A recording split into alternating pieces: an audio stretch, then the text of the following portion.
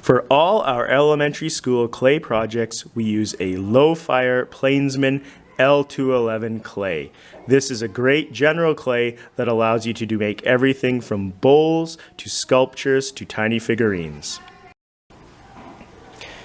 Clay tools can be inexpensively made through cutting pieces of melamine or particle board and using chopsticks and dowels as rollers and tools.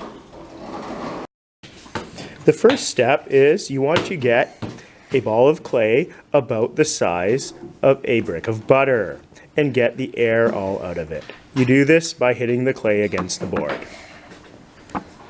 like so.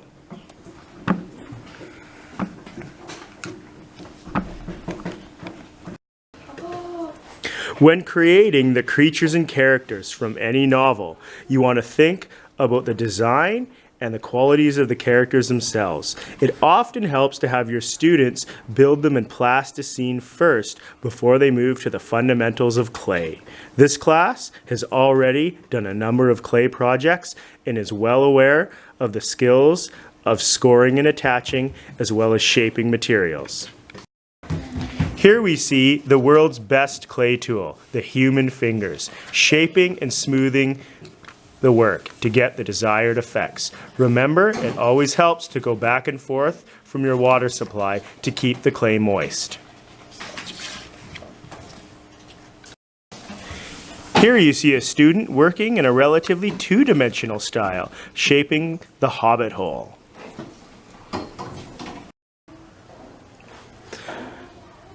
Once the clay sculptures are completed, you place them in the kiln and do what's called a bisque fire. This results in the sculptures having a definitely fired feel, their strength is improved, and the vitrification process has occurred. Always remind students to make things relatively hollow. We usually use the rule, no thicker than your thumb before there is airspace.